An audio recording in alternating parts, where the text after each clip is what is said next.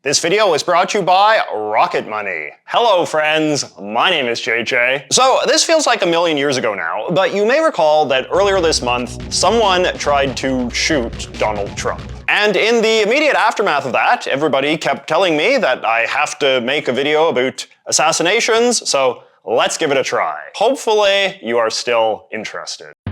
Assassinations have sadly been a big part of American culture over the decades. According to one report from the Secret Service, for instance, there were no fewer than 83 political assassinations or assassination attempts in the United States between 1949 and 1996 alone. But obviously, not all of them have been equally important or equally well remembered, so today I thought I would offer my picks for the 10 assassinations and/or assassination attempts in American history that I consider to be the most important to know as a culturally literate person. This is obviously a somewhat subjective exercise, but I'm really trying to focus on the ones that most people know and most people expect you to know. I skipped over the assassinations of 2 US presidents, for instance, just because I think no one really knows or cares much about those 2 presidents today. Ditto for some of the more forgettable assassination attempts, which are by definition events of dubious long-term relevance because they are murders that didn't happen. All right, so let's go through the Big 10 one at a time, and I will give you the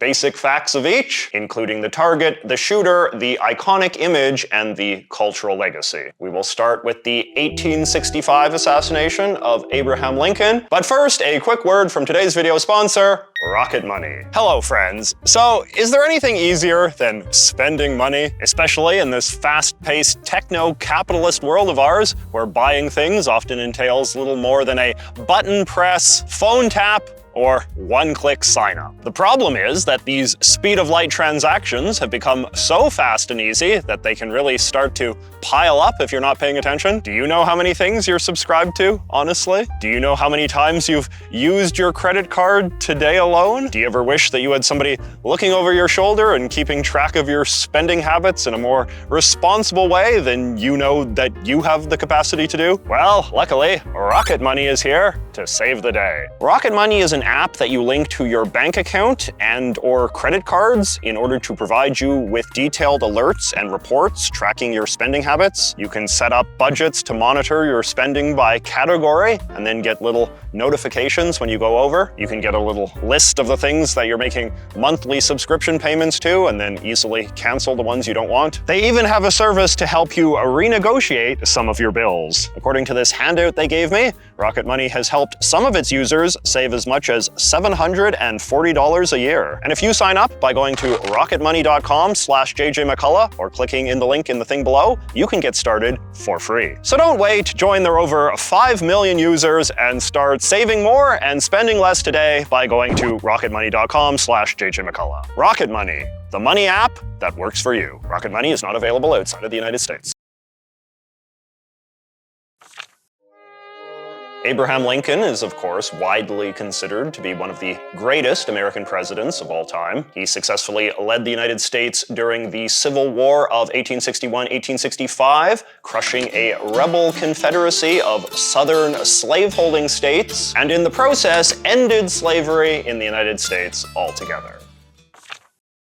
5 days after the Civil War ended with the surrender of the Confederacy, Lincoln went with his wife and another couple to a theater in Washington, D.C. to watch a play. Around 90 minutes in, a man crept up behind the president and fired into the back of his head with a single-shot pistol, killing him. Lincoln was killed by John Wilkes Booth, a 26-year-old actor who is probably one of the most notorious villains in all of American history. He was part of a small clique of Southern sympathizers in Washington who had come up with an amateurish plot to murder top officials in the US government, though Lincoln was their only successful target. After shooting Lincoln, Booth escaped the theater and was at large for 12 days until officials located him hiding in a barn. Under somewhat unclear circumstances, he was shot in the neck and killed, and thus never went to trial, but 4 of his co-conspirators were tried and executed. Lincoln's murder took place before cameras were common, so no photographs of the assassination exist. A number of artists would later make drawings of how they imagined the shooting went down, however, with this 1865 lithograph from the art print company Currier and Ives probably the most famous. Because Lincoln's assassination came so soon after his administration's heroic victory in the Civil War, his death transformed him into an almost saintly figure, the great martyred president who had given his life for a righteous cause. Obviously, Lincoln wasn't perfect, but dying when he did allowed him to leave this world on a high note. He won the war to save America and end slavery. It would fall to other presidents to build a functional post-slavery society. Lincoln was the first president to be assassinated, which made his death a novelty as well as a tragedy, and the public quickly developed a morbid fascination with every tiny detail about it. To this day, a lot of vocabulary associated with the Lincoln assassination is deeply embedded in American culture, including Ford's Theater, Our American Cousin, and Sic Semper Tyrannis.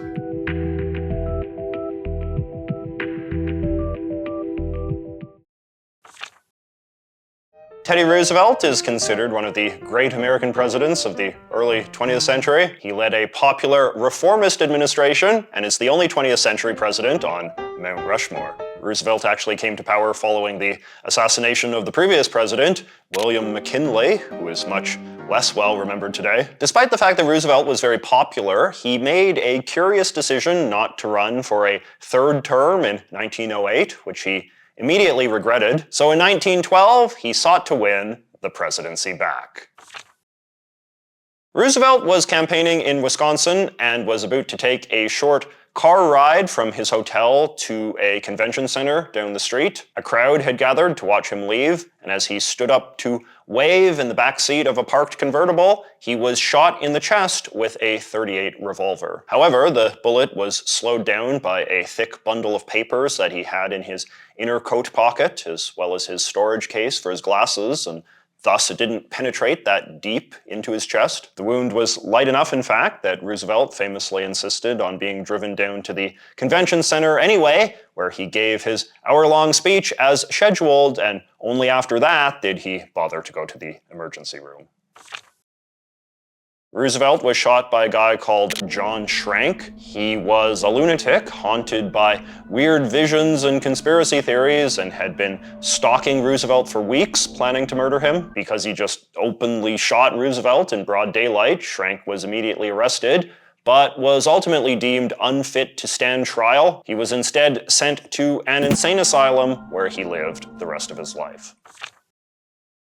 There were no photos taken of the Roosevelt assassination attempt, but the artist John Falter painted this very striking image of what went down based on witness testimony.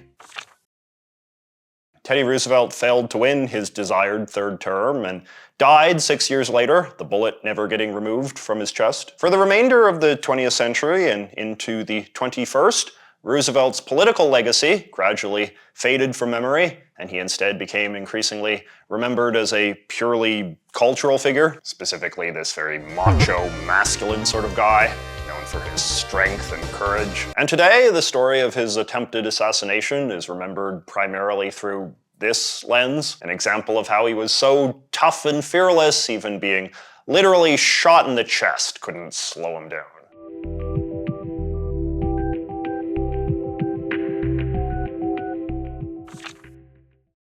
John F. Kennedy was the first president born in the 20th century and the first World War II veteran president. His election in 1960 thus marked a big generational change in American politics, with his youth and energy serving as a symbol of the optimism of the post-war age and the hope of a new, dynamic, modernizing era in American politics. President Kennedy had gone to Dallas for basically political reasons. He was planning to run for re-election, and in those days, Texas was still a swing state. From the airport, he rode with his wife and some others in a limousine convertible, heading through a part of town known as Dealey Plaza, where a crowd of spectators had gathered. As the car passed by a large warehouse owned by a textbook company, a sniper with a rifle stationed in the 6th floor shot President Kennedy in the head and back, killing him.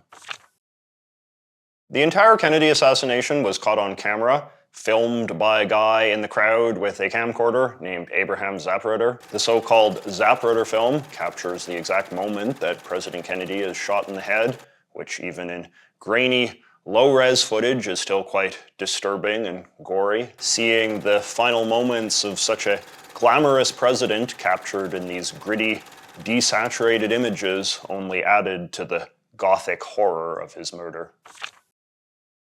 Kennedy was shot by Lee Harvey Oswald, easily the most famous assassin in all of American history. He was a 24-year-old loser who hadn't accomplished much in his life. He became a hardcore communist at some point, and this is believed to be his most likely personal motive for killing JFK. You know, the idea that the American president was an enemy of the global communist movement. But we can only speculate because he didn't discuss his plan with anyone, not even his wife. In any case, just 2 days after he was arrested, Oswald was himself assassinated by a guy called Jack Ruby. Ruby was a local nightclub owner who said he wanted to kill Oswald out of a sense of sympathy for Mrs. Kennedy. Now, because Oswald was a pretty pathetic character, and his motives were so vague, it has long been popular to believe that he was just a hired gun recruited by somebody else to murder Kennedy. Which brings us to... So, the Kennedy assassination has been the subject of a virtually infinite number of conspiracy theories in the years since it happened. The very phrase Kennedy assassination is now more or less synonymous with conspiracy theories at this point. Though a famous government report commissioned shortly after Kennedy's death concluded that Oswald had acted alone, the murder of a US president was such a dramatic and politically consequential crime that a lot of people assumed it surely had to be the work of more than just one guy. And thus, there have been countless books and documentaries and websites and everything else analyzing the facts of the Kennedy assassination from every conceivable angle, with every single tiny detail mined for clues, suggesting a larger plot. At this point, we basically know the entire life story of every single human who was even tangentially involved in the events of that day, including every employee of the school book warehouse, every person in the motorcade, every nurse and doctor at the hospital, and every bystander in the Zapruder film. Today, polls suggest that most Americans believe that Oswald didn't act alone, but despite all of the investigating, no one has ever been able to provide definitive proof of a larger conspiracy. Only scraps of evidence and lots of speculation.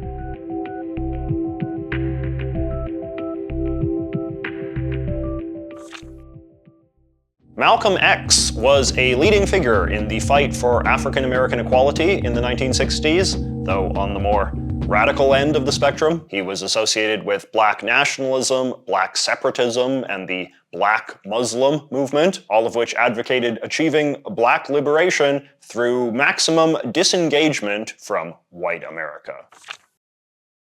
Malcolm was about to give a speech before a packed Manhattan ballroom when 3 men rushed the stage, brandishing guns. The first guy blasted him in the chest with a sawed-off shotgun, while the other 2 shot him 11 times with pistols. It was probably the most violent assassination in American history. Malcolm X was killed by Mujahid Abdul Halim, Leon X. Davis, and Al-Mustafa Shabazz. They were all members of the Black nationalist group, the Nation of Islam, which Malcolm had been kicked out of a year prior. Relations between Malcolm and the Nation had grown increasingly toxic over ideological and moral disputes, and the degree that Nation of Islam leaders demagogued against him is generally believed to be what motivated the 3 men to kill him. People still debate whether the formal leaders of the Nation actively directed the plot. In 1966, 3 men were found guilty for Malcolm's murder, but not the right 3. Along with Mujahid Abdul Halim, who confessed, 2 innocent men were wrongly convicted with weak evidence and went to jail for 20 years, while the other 2 actual killers never faced any justice. In 2021, the convictions of the 2 wrongly convicted men were formally overturned, and they received a huge multi-million-dollar settlement from the government, which admitted it had withheld evidence that could have prevented their wrongful convictions. I don't really feel like there is any one single image associated with the Malcolm X assassination that has achieved iconic status. The closest might be this upsetting photo showing Malcolm's bullet-riddled body being wheeled out of the ballroom. So I feel like the traditional moral lesson that you're supposed to take away from Malcolm X's murder is that the radical form of black nationalism that he was associated with was inherently dangerous and chaotic, and he got killed because he was moving away from all of that and towards a more conciliatory, colorblind sort of position. This makes it possible to interpret Malcolm as someone who was redeemed in death, or at the very least, someone who was on the brink of becoming a much less threatening figure to liberal white America, which in turn made it easier to posthumously canonize him as one of the country's great civil rights heroes. Obviously, the reality is a bit more complicated, and I know that there are a lot of black intellectuals who don't like the increasingly softened way that we remember Malcolm X these days, but I would say that that is still the mainstream understanding of his assassination in American culture.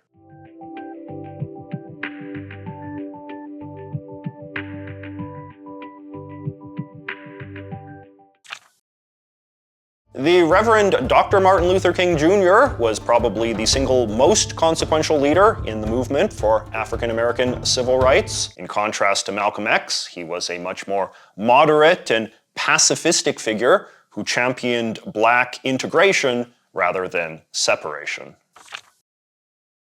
Dr. King went to Tennessee to show his support for striking garbage men who were mostly black. One night, as he was leaving his hotel suite, he stepped into the outdoor hallway, and from a building across the street, a sniper with a rifle shot him in the head, killing him almost instantly. King was shot by James Earl Ray, a low-level thug and street criminal from Missouri, who harbored a deep hatred of black people and the civil rights movement. After a 2-month manhunt, he was eventually caught in England. He pled guilty to killing Dr. King and spent the rest of his life in prison. Just days after his guilty plea, however, James Earl Ray went back on his word and said no, he hadn't actually done it and wanted a full trial instead, though it was obviously too late for that at that point. For the rest of his life, he continued to insist that he was innocent and said that the real killers had been agents of the FBI, which had always hated King. This argument proved to be persuasive to a lot of people in the black community, and even Martin Luther King's own widow and children wound up befriending James Earl Ray and maintained his innocence until he died. No hard evidence has ever emerged proving the existence of a secret FBI plot, but it remains one of the most entrenched conspiracy theories in American culture, just the same. A South African filmmaker named Joseph Lau had been working on a documentary about Martin Luther King and was staying in the same hotel as him, just 3 doors down. When he heard a loud noise, he rushed out of his suite and took a bunch of photos, with the most iconic being this one, which shows some of Dr. King's associates pointing to the building across the street where the sniper was.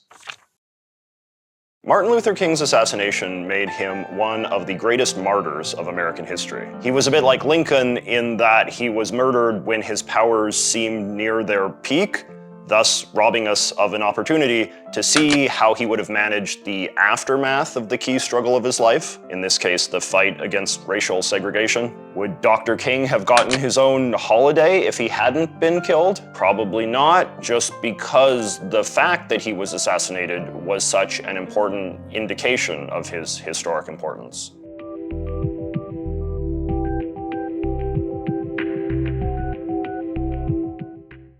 Robert F. Kennedy, or Bobby, was the younger brother of President Kennedy and served in his cabinet. After his brother's death, he got elected to the Senate, where he was known as an outspoken progressive. He then made his own run for the presidency in 1968.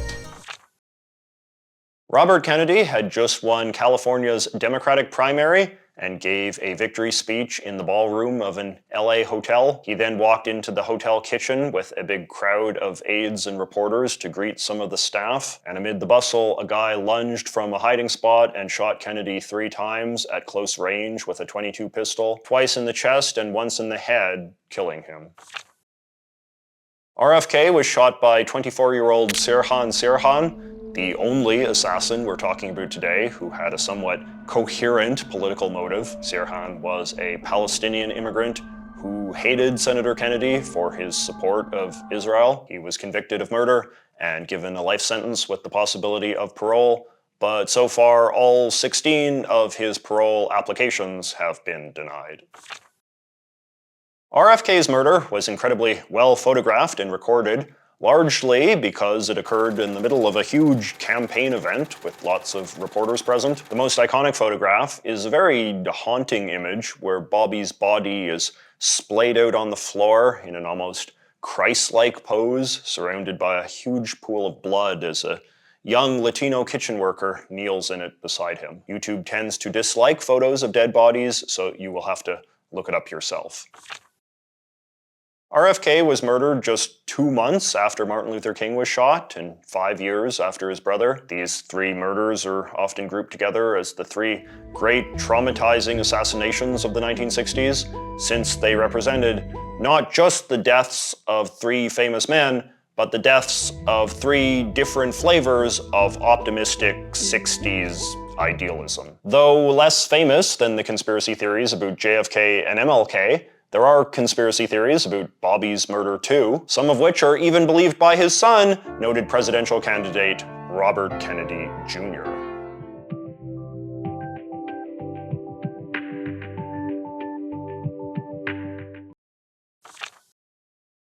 John Lennon was one of the 4 members of the Beatles, the most popular band in history. John is often considered the band's most important and talented member, and he continued to work as a solo musician even after the Beatles broke up in 1970. And in that sense, he is probably the biggest celebrity to ever get assassinated.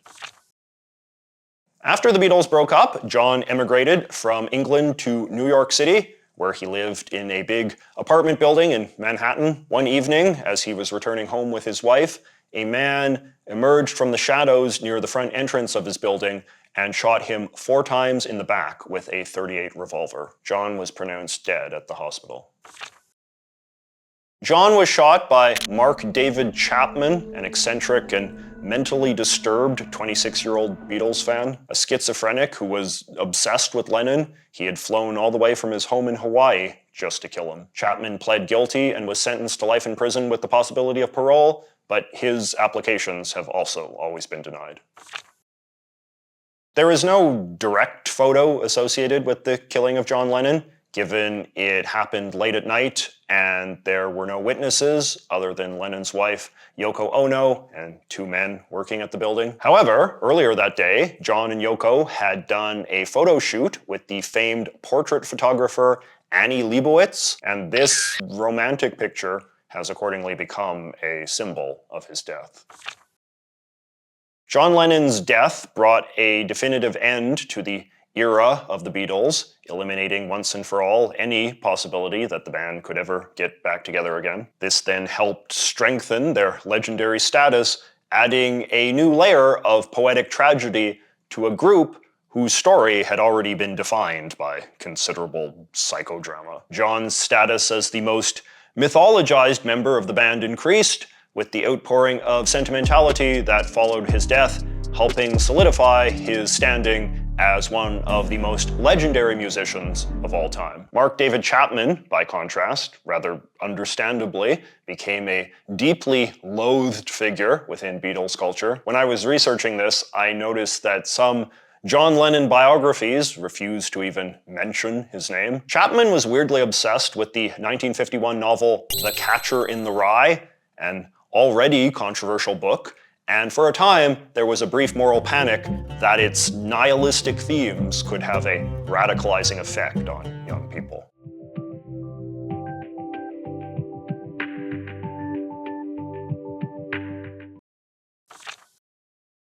Ronald Reagan was the 40th president of the United States. He led a popular, unapologetically conservative administration that played a large role in defining the character of 1980s America.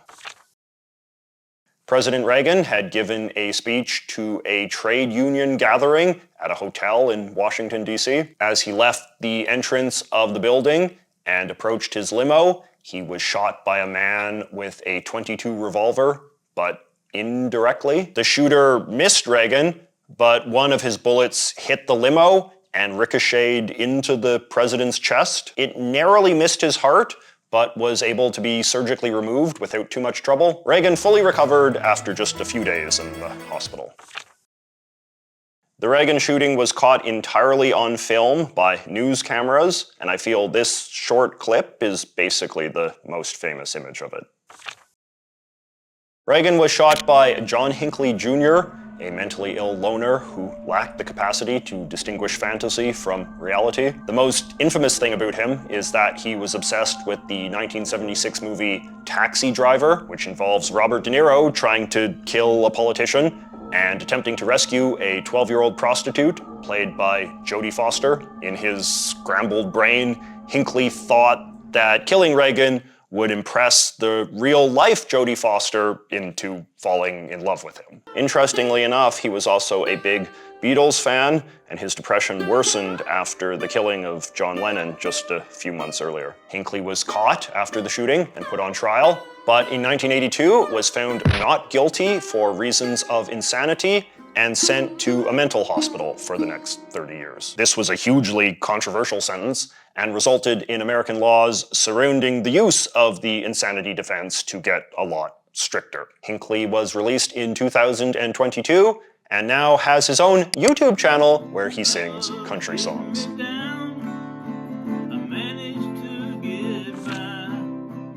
I would say that the Reagan shooting is not super well remembered today, in part because John Hinckley Jr. was such a bizarre character. He made the entire assassination attempt seem a little bit ridiculous and not very emotionally affecting. One anecdote from the assassination attempt that is relatively well remembered among political junkies, however, is the way the Reagan cabinet reacted. So when the president is incapacitated, the vice president is obviously expected to take over. But at the time, Reagan's vice president was off in Texas. This led Secretary of State Alexander Haig to stage a notorious White House press conference where he declared, "I'm in control."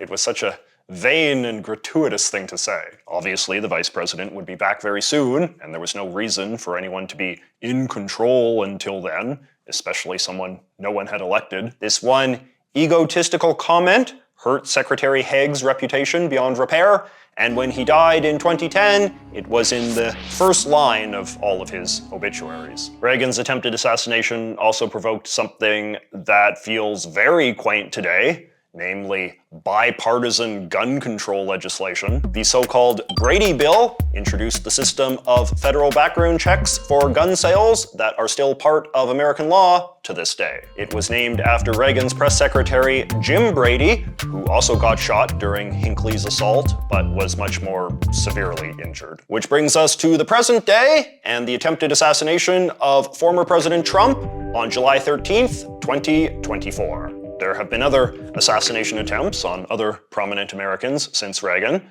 but Trump's definitely feels like it will probably enter the American history books as one of the biggies, just given Trump's importance as a political figure, and of course, the already deeply iconic photograph taken by Associated Press journalist Evan Vucci. I don't really want to talk about it any more than that, because of course the story is still developing, even as we speak. That said, I would still be curious to know what you guys think the legacy of it will be, just given what we know now and what is reasonable to assume. Anyway, I hope you enjoyed this relatively grim trip through several dark chapters of American history. Let me know in the comments what category of things in the American cultural canon you would like to see me summarize next, and until then, I will see you next week.